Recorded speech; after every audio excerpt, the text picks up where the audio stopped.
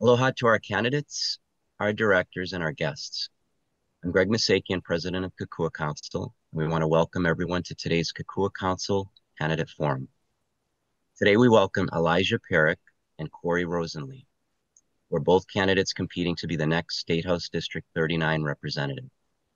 Elijah Pierick is the incumbent and current representative for House District 39 and has served in that role since 2022.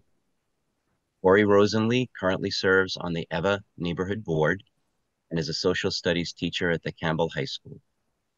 We look forward to learning more about the candidates and their positions on the many important issues that impact House District 39 and Hawaii.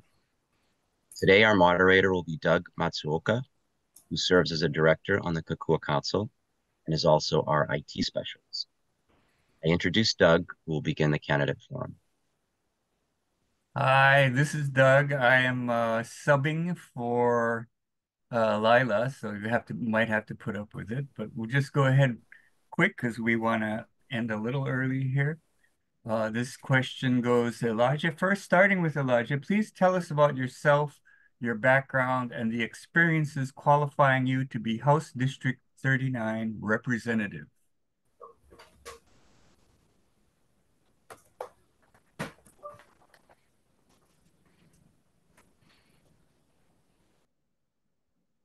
Oops, you are muted, I think, Elijah.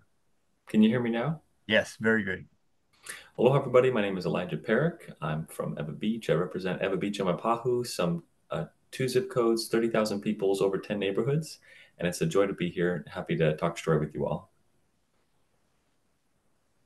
Okay. Corey. Hello, everyone. My name is Corey Rosenlee. I was born and raised here in Hawaii. My mom was a special education teacher, and my dad started a program called Adult Friends for Youth that work with at-risk youth.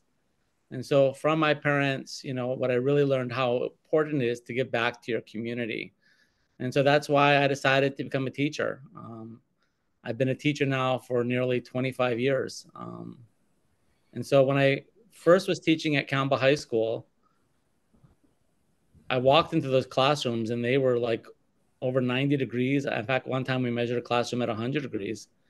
And I started to organize the teachers and the community and the students just to demand that our schools should have better learning conditions and to fight for air conditioning. It wasn't an easy fight, but because of that effort that we took, now most of the classrooms in Hawaii have air conditioned. And so while I was doing that, some of my fellow students said, Corey, you know what, you should really run to be president of the Hawaii State Teachers Association. So I ran and I won. And for 6 years, we really fought to give our keikis the schools they deserve, to make sure that every child had a qualified teacher, that they had enough resources, and that we should try to make sure that our schools, were the best. After 2 terms, I was termed out, and I decided that the job was not done, that there were still many things that needed to get done. And so that's why I decided to run for representative. Okay, thank you. Next question, Corey will answer first. I'm going to put it in chat and say it too. Do you think House District 39 is healthy and successful? Why or why not? Well, I've had a chance to walk around my community, and I've had,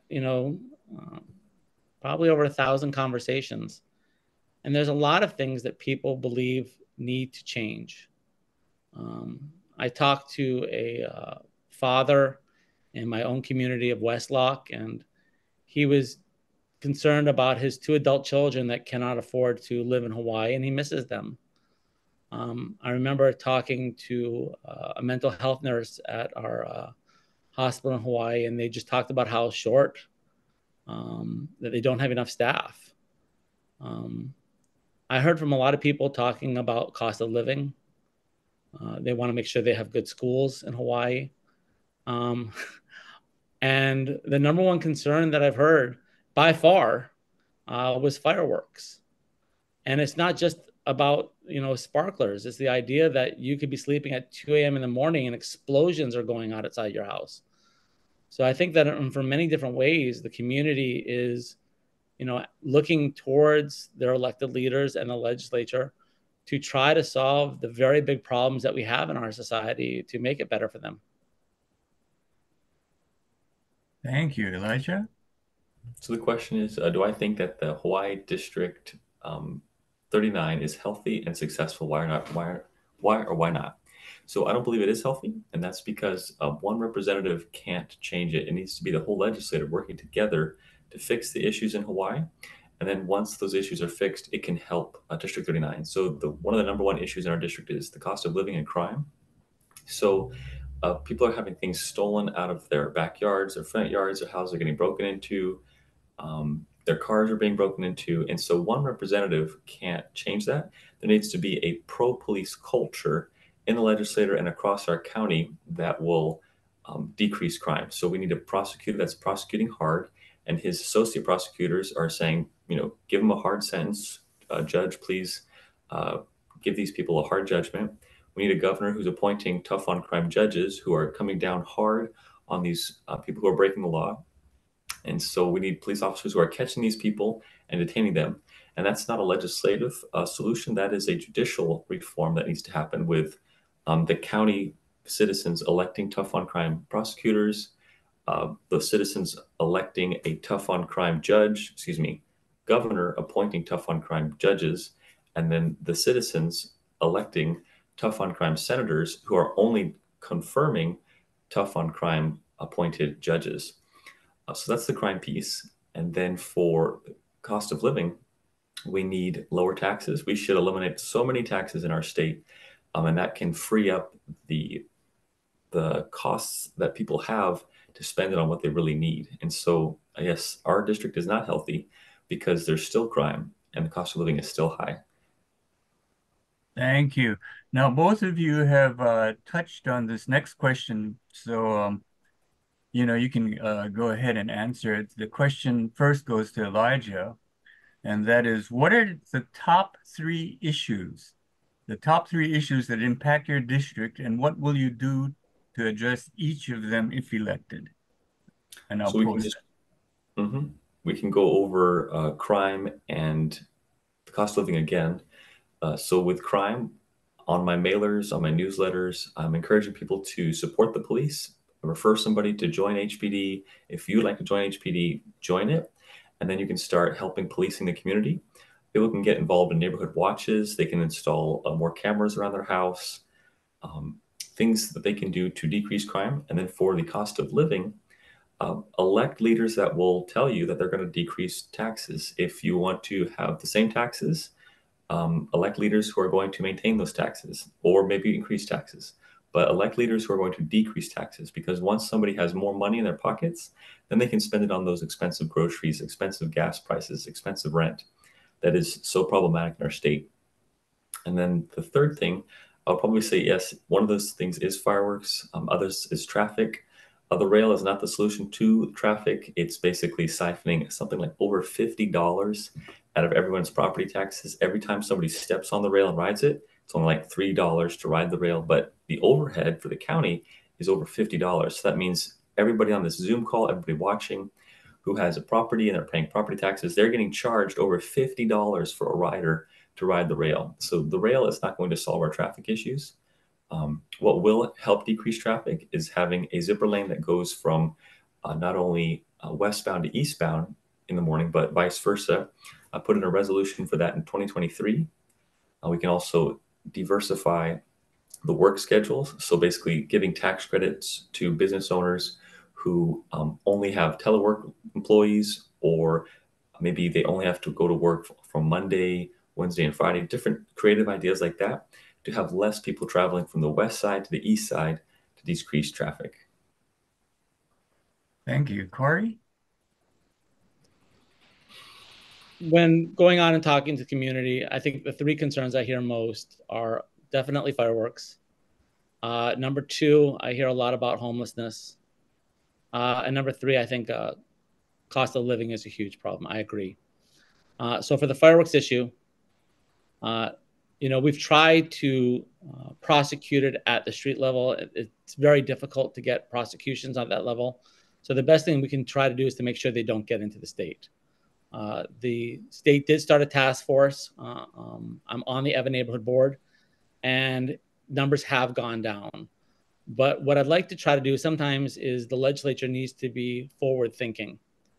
And one of the things I think is so important is that we need to look at new technology.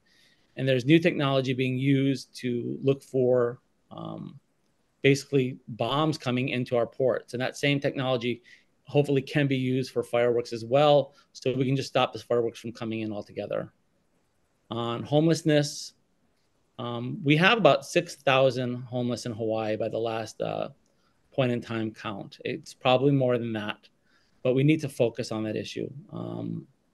Recently, I was coming out of Costco and I saw a family, one of our kupuna, one of our keiki, and their father there. And I just felt like we need to do a better job to make sure that we take care of our community. In the same way, we can have someone, I just find it reprehensible that someone in Hawaii can spend $10,000 on a suite, and yet we have people that are, $10,000 for a suite, and that we also have people living on the street. It just does not work. What I want to see is a comprehensive plan to make sure that we provide housing for every person in Hawaii that is homeless. We have about 3,000 shelter beds and 6,000 homeless. We used to have about 4,000. I'd like to see that number increase to the point where we can make sure that we provide services for every single person in Hawaii. And for the cost of living, I don't think I can fix that in just 30 seconds here that we have left, but we need to tackle that through a variety of means. The cost of housing is a huge problem. When they were looking at the third highest cost people overlook in Hawaii, when it came to our Alice families, was actually childcare. Okay. Childcare for families is a huge expense. And thanks. So, sorry, we're out of time on that one. Sorry. Okay. And I should have mentioned earlier that we're using first names so that the titles don't influence people's opinion about the responses. So this next one will be answered by Corey first. One of the most pressing issues the state has is the lack of affordable housing. Senator Chang has been a proponent of social housing, suggesting that the government underwrite construction of residential units which must remain affordable. What are your thoughts about his ideas, and what are your thoughts to provide affordable housing? I actually agree with Senator Chang. We need to tackle the affordable housing crisis from two separate areas. Number one is just the amount of homes that are being occupied that by even people that don't live in Hawaii, and also by fully utilizing the land that we have. So number one, right now, I've seen different data, anywhere from 25 to 33% of people that own homes in Hawaii do not live in Hawaii. Not only is that taking away homes from people that could live here, but it's driving up the cost for everyone. So one of the things I'd look at is something like an empty home tax and other disincentives to encourage foreign buyers and for people that do not live here from doing this one. They can find other means. Number two, I think we need to honor our promise to Native Hawaiians by making sure that we fully fund Native Hawaiian homes, and that's about 29,000 people. Also, we have 10 to 20% of all real estate transactions are actually in the military. And the military has a huge amount of land in Hawaii. And so when they are not using their own land, but using homes everywhere, not only does it drive up the cost, but it increases traffic. So what I'd like to encourage that. Fourth, I want to make sure that we crack down on illegal Airbnbs that are using in our communities.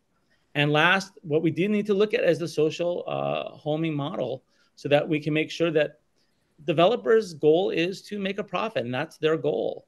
But when houses are being built and people can't afford it, that's the priority of government should be. There are other places. Vienna is a great model where the government does build affordable housing and they share that cost so that makes sure that more people can afford it. Thank you. Elijah?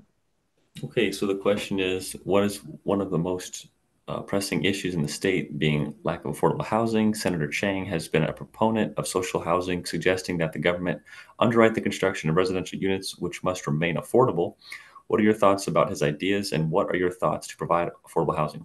I think Senator Chang's idea is a bad idea if underwriting the cost of construction housing means that the government pays for housing. That means everybody on this Zoom call, their state income taxes is going to somebody else's house. That means I go to work hard all day long, and then at the end of the day, the government takes money out of my paycheck and they pay for somebody else to have a house. That's not fair. I don't believe in socialism. Socialism is a horrible way to run government. It's a horrible way to have an economy. And so if Senator Chang is promoting socialism in our state, that's a bad idea. What is the way to promote affordable housing in our state? Number one, make it illegal for anybody who doesn't live in Hawaii, who's not a resident here, to own property. In 2023, I introduced a resolution to make that a law, and that would be you have to live in Hawaii to own property in Hawaii. The second would be to modify the Jones Act. We have a bad law in place that basically restricts ships from trading back and forth from Asia, North America, and Hawaii. We need to free that up to where Hawaii can become a port that gets trade freely from multiple ports, so that we can get construction costs down by having lumber and things like that become less expensive. Because basically a ship from Singapore or China has to go to the west coast of America and then come to Hawaii before we can get those pieces of lumber and things like that. So we need those prices to come down by allowing trade to be more free. Another thing we can do is convert agricultural land to residential land. There's so many acres of agricultural land that's not being used in our state. We can let that land be converted to construction land like Ho'opili and Coal Ridge, and let people build houses on there. And then they can build houses up. We have some 4-story complexes in Ho'opili that's providing affordable housing in small areas. Thank you. And next question will also go to Elijah. I'm going to put this in here and I'm going to post it and read it. With an approximate $17 billion state budget in 2024, excluding expenditures for the Maui wildfires, and a population of approximately 1.4 million people, Hawaii should be able to provide proper services and infrastructure for all residents. We often see that this is not the case. What are your thoughts, and what would you do to improve the quality of life for the residents of Hawaii? Well, thank you, Doug, for the question. That's a great question that I think all of our legislators should be asking themselves every day when they drive to the Capitol. We should have impeccable services for our residents if the state budget is $17 billion and the state population is only 1.4 million. We look at similar states like New Hampshire. They have 1.4 million residents, but their state budget is only about $7 billion. They have less traffic, less homelessness. The cost of living is less. Houses are less expensive. Electricity is less expensive. Groceries are less expensive. So I don't think it's appropriate for our state to have such insufficient services for such a huge state budget. How we can better have funds for teachers in public school, how we can have better funds to fill potholes on the roads, how we can have better funds to make our parks nicer, the bathrooms cleaner, is delete so many wasteful programs in our government that aren't servicing a lot of people. Just delete those programs, eliminate those billets, and transfer those funds to where they're needed, like paying public school teachers and things like that. Thank you. Corey? Okay, so let's take that $17 billion figure. And I've heard Elijah talk about that before too. The largest expenditures for our state are healthcare for our kupuna and schools for our keiki. Okay, so if you talk about getting rid of those programs, I want to know how many of our kupuna would be denied healthcare and how many of our keiki wouldn't have schools. $1 billion for pensions. We have a lot of people that are retirees in our community. Are we getting rid of those programs? You know, we just can't be broad populism and just saying, let's just get rid of $17 billion. And you want to mention New Hampshire. The reason why New Hampshire has lower state taxes is because many things are like such as schools are handled at the county level. And so when they can break up the tax like that, of course it may look less. But the problem is, what is the total tax burden? So we have to be nuanced on those things. Now, in your question, you asked about the Maui wildfires. And I want to ask Elijah a question about this one. Elijah, you have a radio show, and one of your callers called in and said that the Maui fires were intentionally set. And during your radio show, instead of disagreeing with that wild conspiracy theory, you actually said, well, if you hear it enough on social media, it's true. I thought that was just completely irresponsible for a state legislature. So I'd like to ask you this question. Do you believe the Maui fires were intentionally set? So I'm going to step in. This is Greg Misakian. As you know, I'm president of the Kokua Council. We're not doing a debate platform, Corey, so I have to interject at this point. If we could just go on. Actually, I needed to pause the timer. I apologize. So this isn't a debate. It's just answering the questions for you as the candidate. So we're going to ask you. I'll pause the timer for a moment. I'm going to ask you to kind of retract that, and I'll let you finish up your statement, but we're not doing a debate format. So I do appreciate that you respect that. Thank you so much. Thank you, Greg. I'll honor that. We just have not had enough opportunity to have some of these conversations. So I think that one of the things that's very important as a legislator is that you just don't throw out things, that you look at the nuance and details, and that you're held responsible for your actions. Thank you. Okay, let's see. Or you can stay on.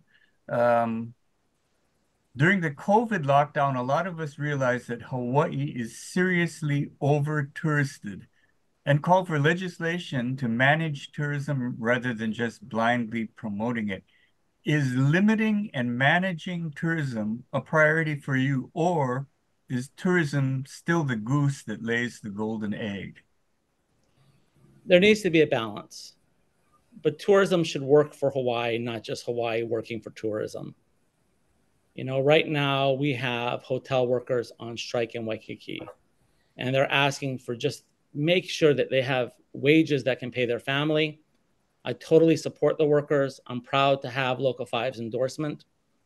I also agree with Governor Green.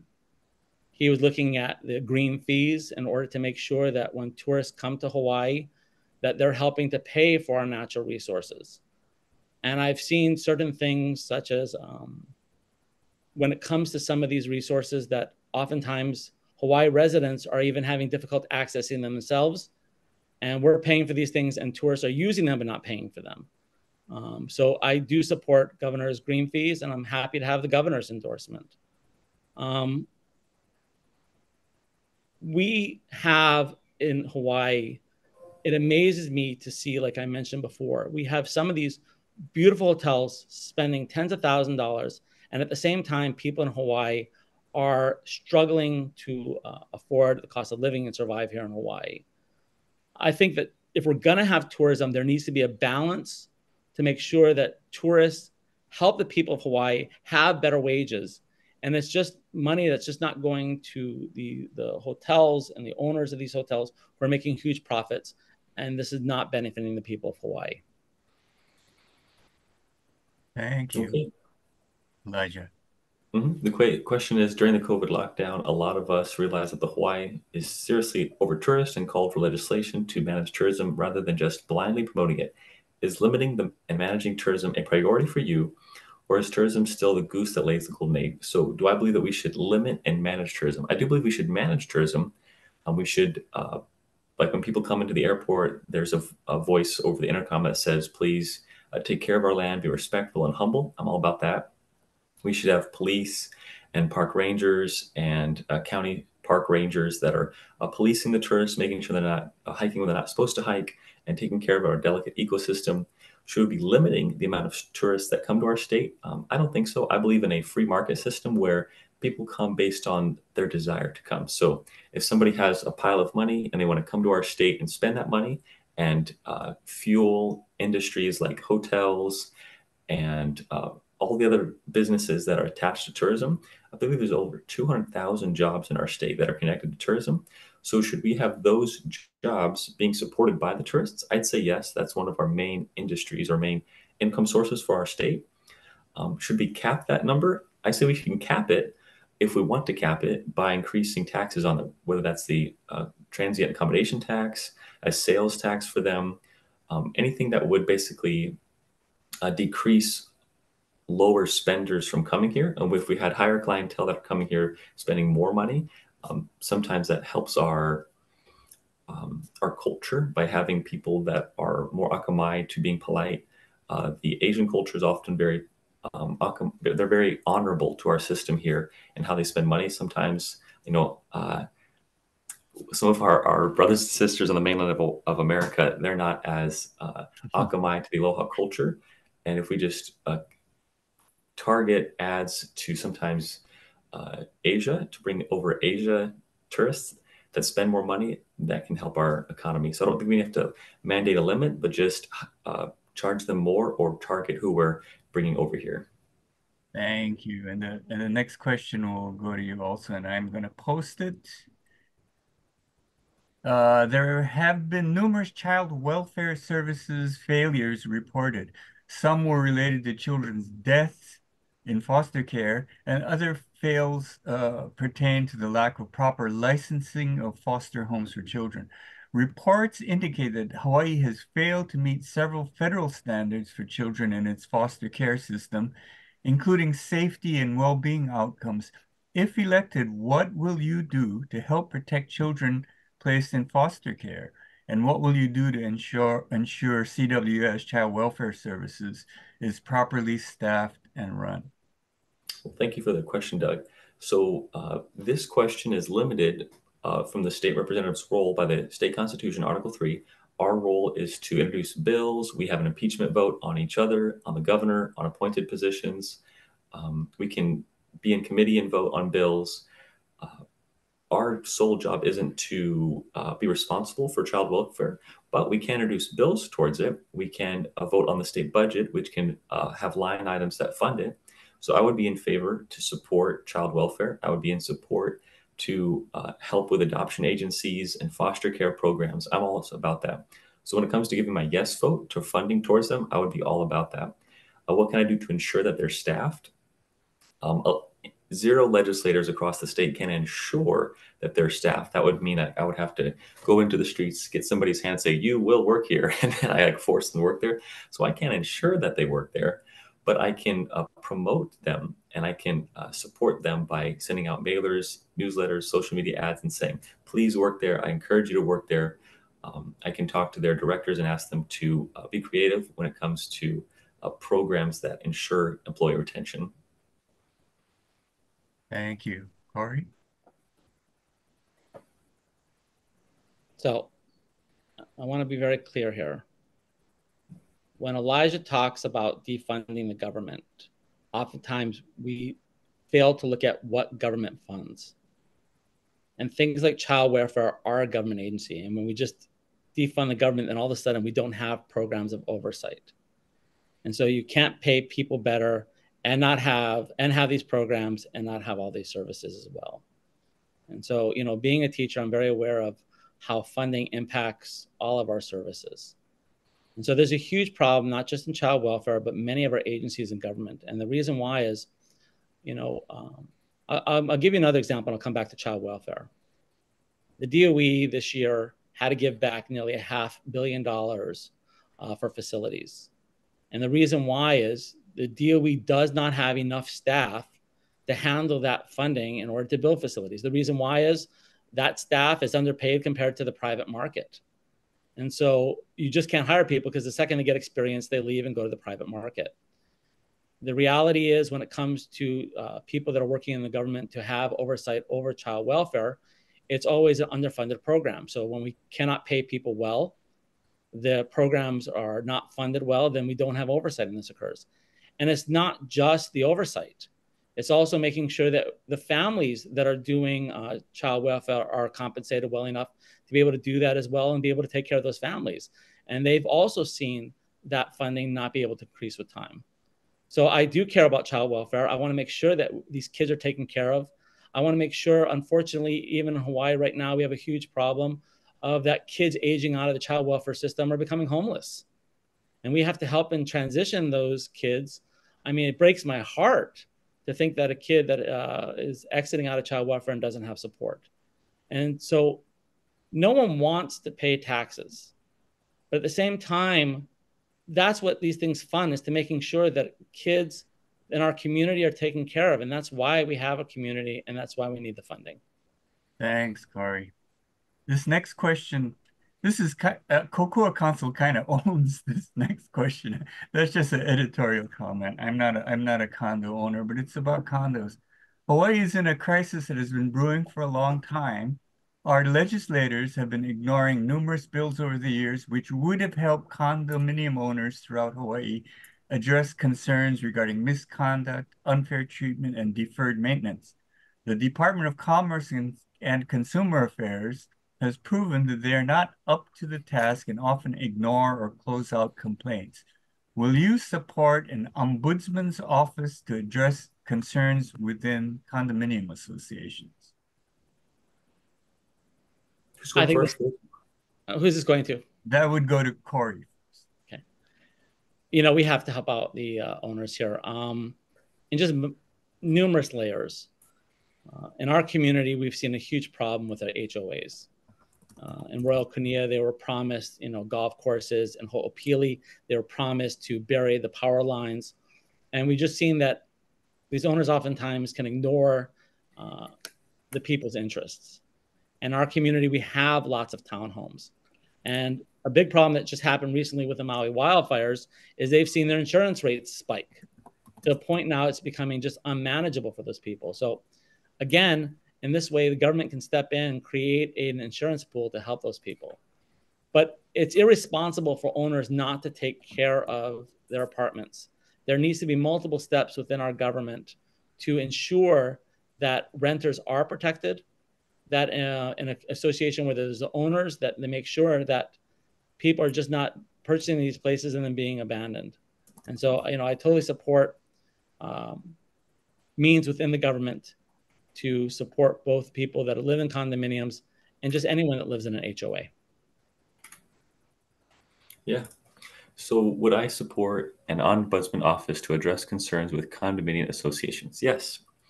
I believe in 2024, I introduced a bill with that exact purpose in mind. And so I have a history of supporting it. I would continue to support it. What can we do with the increasing condo insurance prices in our state? About four big companies are managing all the insurances for everybody in condos in our state. And that's not quite a monopoly, but it's very myopic when it comes to how many providers we have.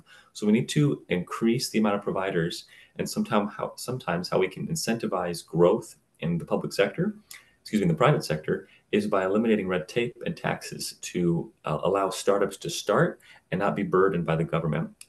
Burdens could be corporate income tax. And so we could eliminate corporate income tax maybe for 5 years for startup insurance companies that want to provide lower cost insurance to condo owners. Thank you.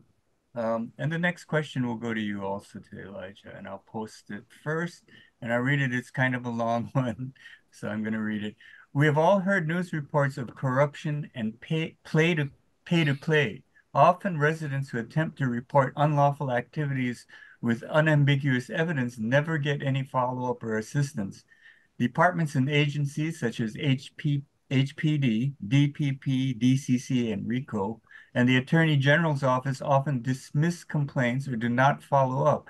If you are elected, will you assist residents who bring concerns to you with evidence of unlawful activities and corruption, including helping them to report these concerns to the proper authorities or agencies? And will you follow up to ensure that proper actions are taken? Or will you refer those residents to various government agencies? Can you please clarify the questions? The top part is, are you going to refer them to it, or are you going to follow up with them? Can you discern? Yeah, I think basically, if we change the question to what will you do with these complaints that come to you with documentation and evidence and that sort of thing. Oh, okay. Thank you, Doug. Yes, so I'm grateful to have a 2-year tenure of doing just that, and that is following up or referring constituents to the appropriate government agencies that the constituent has evidence that's basically something that they have against somebody else, saying, hey, this government program isn't functioning the way it's supposed to. This leader isn't leading the way he or she is supposed to. Here's the evidence, Representative Pierick, what should you do about it? And then I'll refer that to the appropriate agency, or I'll email those agencies directly and say, hey, We have a concern. Can you please listen to this concern? I'm all about justice. I'm all about equity. I'm all about people being treated fairly. And I want to keep doing that for 2 more years if the people would let me. Thank you. Corey? So one of the things I learned when I was HSTA president is that you may not be able to solve every single problem, but teachers wanted an advocate, someone they knew that was on their side, someone they knew would fight for them. I think the first layer is you want to help people try to work through those government agencies. But one of the major roles as a legislator is to help people find the right agency, the right person that can try to help them. And you can do that. And you also have to have good coordination with your fellow legislators and even our city council members. But that doesn't always work. And you can't just then say the problem can't be solvable. You've got to go out there and start bringing attention to the problem. One of the things when I was HSA president is I really focused on the teacher shortage. And by doing that, you have to go out to the media, get attention, start creating a conversation to put pressure on government agencies to get things done. And so in our community, there are issues that need to be solved. And sometimes those issues aren't given the attention they need to by government. And I think what you need to do as one of your roles as legislators, as a legislator, is to keep on pushing that issue so that people know that you're going to be an advocate for them. I'll give you an example. I'm on the Evan neighborhood board right now, but a member of Royal Kunia was talking about they're trying to build new homes in Royal Kunia too. And there's concern about some of the soil being previously used for dioxin. And so I went to the Evan neighborhood board. I pressed the developers on that issue, and we're going to continue to advocate for that issue because someone at least wants to know that someone is looking out for them and fighting for them. Thank you. Thanks. And the next question goes to you also. I'll post it and then I'll read it. Governor Green issued an emergency proclamation to attempt to stabilize the condominium insurance market. Concerns have been raised that the insurance commissioner's office has not shielded the residents of Hawaii from unaffordable and possibly predatory property insurance rate increases, putting more homeowners at risk for having to sell or lose their homes. Rate increases of 400% and more are being seen at condominium associations throughout Hawaii. Do you support 100% state regulation of all insurance types, including condominium association master policy property insurance policies? So I want to take this in 2 parts. As I mentioned before, I've had a chance to go around our community, and some of the people that are living on our townhouses are living paycheck to paycheck. And when they've seen the increases in the insurance rates, they just don't know how they're going to afford it. And they feel trapped right now. So we do currently have in Hawaii an insurance program to deal with the risk of volcanoes. I'd like to see that this program be expanded to allow HOAs and condominium associations to be able to buy from the state an insurance program. So I want them to be able to have that option, and that will help mitigate risk and also have the state be able to, when huge crises occur, be able to help. Otherwise, this is just going to be able to really talk about cost of living and driving people out of Hawaii. This is a huge problem. But this is a similar problem that's going on in Florida. It's happening in Hawaii, and we have to look at the larger problem. We cannot ignore the cost of climate change in our society. When you have things like right now, my heart goes out to the people of Florida that are dealing with a hurricane, but this is 2 huge hurricanes that have occurred. The Maui wildfires, when we're looking at them, this was also caused by a hurricane. People forget that. And both are directly related to climate change. And so what's going to happen is that if we do not tackle climate change as a society, we're going to have more and more of these horrible catastrophic events that's going to increase the insurance market. These are not going to be isolated. So in the long term, if we truly want to deal with this problem, we've got to think locally here and we have to act locally when it comes to dealing with climate change. And that's something that, I support and I want to deal so that we don't have as many of these crises. Thank you, Elijah. So the question is, do I support basically the government having 100% control over property insurance? Is that the question? Or the condominium insurance? Okay. My answer to that would be no. It's a travesty that so many people are experiencing increased costs when it comes to condo insurances, but the answer certainly isn't the government. Hawaii has a huge government, many departments, many agencies, and I don't think we're doing very well. Anytime you get a government agency to come and step in, oftentimes in our state, uh, with the help of the unions, it gets worse. We look at the rail. If we're trying to solve a traffic issue, well, let's build a rail going from the middle of nowhere, Kapolei, to not even Ala Moana, and let's charge the people billions and billions of dollars more than we project in property insurance prices. Excuse me, not property insurance prices, but property taxes to fund that. That's not solving the solution. And so if we're going to ask the government to come in and fix the problem of condo insurance prices, I don't believe it will do a very good job. We should privatize it and decrease government regulation to free up the condo insurance companies to compete with each other. The more companies we have, the more they can compete with each other to lower prices. We only have about 4 companies right now, and I think perhaps they're in cahoots with each other to have large prices. I would like to invite the community to a town hall on Zoom this October 16th at 5 p.m. To learn more about how we can work together to decrease insurance prices. Sue Savio, the president of Insurance Associates, will be on that Zoom call, which is a town hall. And so I'd love people to get involved with that. Thank you. And the next question goes to you. I should mention that these questions come from the Kokua Council directors and whatnot, and most of them opt to have the moderator ask the question. In this case, we have Dale Head, who will ask the question that he submitted. So Dale, if you're there, why don't you go ahead? Okay, can you hear me?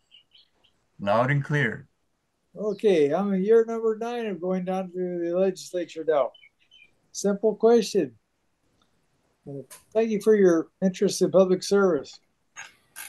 Would you be willing to write a bill for a policy requiring people submitting testimony on proposed legislation to declare conflicts of interest and to speak truthfully to the best of their knowledge? Thank you.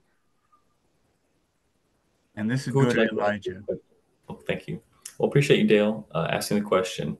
Do I want to create a law requiring people to speak truthfully before the legislator? There's probably already a law out there that you're supposed to tell the truth. So would I promote a second law? Sure, for encouraging people to tell the truth. The other part of your question is, should people declare conflicts of interest? I think it's a good idea. If somebody's paid to testify in support of the bill, I think it's a good idea if they just disclose that, hi, I'm so-and-so, I represent such and such lobbying firm, and I am paid to say this. I think that's okay to have people have those disclosures. So I would support that. Thanks, Corey. 2 things to this one. First of all, I think that anyone that is getting basically, we have corporate lobbyists at the legislature, people that are for hire. Basically, if you get the right price, they'll testify for you. I'd love to see that when these people testify, they have to say who's basically sponsoring them. I think that would deal with some of the conflict of interest, and I think that would give some insight to legislators. But I'd also like to expand this. We have a problem right now in the legislature of conflict of interest of legislators. There was a great example of this with Joe Suki, who was being hired by the plastic industry. And the current process right now is if a legislator has a conflict of interest, they go to the floor, they say, I have a conflict of interest, and then the speaker says no conflict of interest, or the Senate president. And so people that in the legislature that are working for companies don't have to, oftentimes can be conflicted, and that's allowed. I do believe that the legislature should fight for the people's interests. And every single time that someone is being paid by, whether it's a job or a corporate entity, definitely that should be revealed. And I would like to see an ombudsman position created at the state legislature so that decisions of conflict of interest are not decided by their fellow politicians, but by an outside entity that does look and see whether that the legislator voting on this issue does have any sort of monetary influence. Thank you, Corey. And the next question goes to you also first. How well is your district doing concerning education, funding received, and overall test scores of the students? What shortfalls, if any, are there? And if so, what is needed to improve the education of students? Okay, it's hard to do that one in 2 minutes. I'll do my best. We got to take care of our keiki first. Right now, we have about 25 to 30% of our students that are chronically absent. About 50% of our students are on free and reduced lunch. You talked about test scores. If a kid's not in school or a kid's hungry, then how do we expect test scores to raise? So one of the things I've worked on, I worked with former First Lady Dawn Ige. We were trying to do a program to do breakfast after the bell so that basically kids came to school and provided it. One of the things I've been a strong advocate for is what they did in Minnesota was to do free breakfast and lunch for our students. This is beneficial not just to, it's beneficial to our poor students because this allows them to eat like everyone else. And I'll tell you as a teacher, a lot of my students are hungry, they're thirsty. And so I want to make sure that we take care of their basic needs. My opponent actually voted against that bill. But I want to make sure that things such as like air conditioning I fought for, making sure that we take care of their basic needs. And then we have failed when it comes to testing, but we're doing it for the wrong reason. Innovation is occurring in other states. I cannot believe we're still using an industrial revolution way to measure our schools. One of the things that I've advocated for is project-based assessment, which is more relevant to what kids are actually going to have to do today. And that's done and shown remarkable results in places like New York and Vermont. And this is what I want to be able to do here in Hawaii as well. Thank you, Elijah. So the question is, how well is your district doing concerning education, funding received, and overall test scores of the students? What shortfalls, if any, are there? And if so, what is needed to improve the education of students? Civil Beat recently came out with an article basically saying that we're giving more money to the Department of Education, but the test scores aren't going up. And so that's a failure on the part of the Department of Education. Our ACT and SAT scores for the state of Hawaii isn't very good compared to the rest of the 50 states. So when the people say, just get more money to it and then that can solve the problems, I don't believe that's the case. It's not the government's job to raise our kids. So if we're asking all of the people of Hawaii to let's take money out of your paychecks, which could become state income tax, let's give that to one of the largest line items in the state budget, which is education, and let's move that money into food for the kids. Well, whose job is it to raise the kids? The Department of Education or the parents? I believe it's the parents' job to raise their kids. So the parents can use the money that they earn from working to feed their kids. And then we can focus on education costs towards paying teachers more. What are the shortfalls? That is a really good question that could go into a very long discussion of why our DOE is failing when Waipahu and Campbell High School have only about an 80% graduation rate. That means if their student population, let's say at Campbell is 3,000 and 20% are failing, that's a lot of students. I think that's around 600 students are not even graduating high school. And so we're saying, well, just more money, we'll get the kids to show up to class. I don't believe that's the case. There's a discipline issue. There's a structure of how do we guide students issue. I don't believe discipline and training is a very smart way of going about things. There needs to be repercussions for not doing what you're told. There needs to be discipline for misbehaving. And sadly, that leads to so many other problems. So, okay, now with Greg's permission, I think we'll go to the closing statements because I know Elijah has I think a start at 12 o'clock. Would that be okay, Greg? So let me ask, and starting with Elijah, give us 2 minutes. Any closing statement you want? Well, thank you so much, Doug. Thank you, everybody on this Kokua Council for allowing me to participate. It's been a joy to be with you for the past almost hour. My message to the District of 39 and the greater state of Hawaii is just vote your conscience. Vote who you believe is going to represent you, your values. If you've been checking your mail and you've been getting my newsletters, you're seeing updates on what I'm doing for you. Just ask yourself, do you want 2 more years of this? And if you would, I'd be honored to serve you. If you're thinking to yourself, do I want an advocate who's going to fight the system that's basically failing you? Look at your traffic, look at your education, look at your taxes, look at your homelessness issues. If you want an advocate who's going to say, we need change, we need help, we need hope, I'm going to continue to do that for 2 more years. We don't need to be play along to get along. We don't need to be just agreeing with everybody to make change. We need to be fighting. We need to be advocating. We need to be acting somewhat as like a lawyer and saying, this is what I need. This is what I got to go get. And I would love to continue to do that for you for 2 more years. My experience is being a hospice chaplain, being with patients as they die and transition into the next life, and giving care to families in that process, being a military officer in the Air Force Chaplain Corps, and providing ethical leadership to colonels and flag officers and guiding people on ethical decisions. My experience also includes being an educator in multiple universities in the state and elsewhere, guiding people in their next steps of career development. It would be a joy to advocate for our keiki, as I have done in multiple churches when it comes to Sunday school, Awana, and after-school programs. We need to not just be satisfied with today, but look to tomorrow for how things can get better.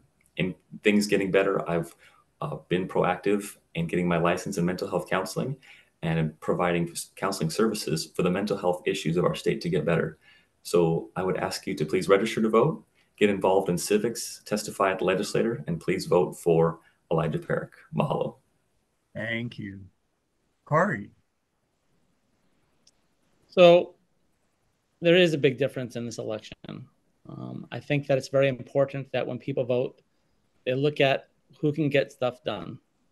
And I have had a history of making sure that I improve the community, whether it's making sure thousands of our classrooms have air conditioning, whether ensuring that more of our students have a chance to, when they come to school, not be hungry and have something to eat, making sure that we have qualified teachers in our classrooms. This is something I've advocated for, that I fought for, and that I've done to improve our society. There is a stark contrast here. I believe that the government represents all of us coming together as one ohana in Hawaii, as one family, to try to make sure that we take care of the needy, to take care of our kupuna, to take care of our keiki. And there is a stark contrast. Elijah has a record of sometimes being the most extreme member of the legislature. He's voted against healthcare assistance for our kupuna. He's voted against rental assistance for our kupuna. He's voted against food for our keiki. He's voted against bus services for our keiki. And it's not just that he's voting against it, he's the only one in the legislature voting against it. The Star Advertiser wrote a story about a week ago. I would encourage everyone to go look up that story, to just see the stark divide between the two of us. I think it's very important for our community that's going to have someone that's going to be an advocate for you, that can actually get stuff done in our legislature, and to make sure that, we use government to make sure that we improve the lives of our community. Thank you. Thank you much. I guess, Greg? Hey, thanks, Doug. On behalf of the Kokua Council, I want to thank both candidates for participating today. We appreciate your time to answer our questions, and we hope that this forum will help voters make the best decision when voting. I also want to thank our directors for their hard work to organize these forums, and especially Doug Matsuoka for moderating today. We hope you can join us for upcoming candidate forums. We have one more. It might be our final one unless we schedule another one, but we have one more scheduled for tomorrow at 11:30 a.m. with the candidates for State House District 8. Please watch for updates at the Kokua Council Facebook page. And again, we'd like to thank both candidates for taking the time to join us and answer our questions and share their viewpoints with our membership and everyone who's able to watch this. Again, thank you and mahalo to everyone. Thank you all. Aloha. Aloha. Aloha.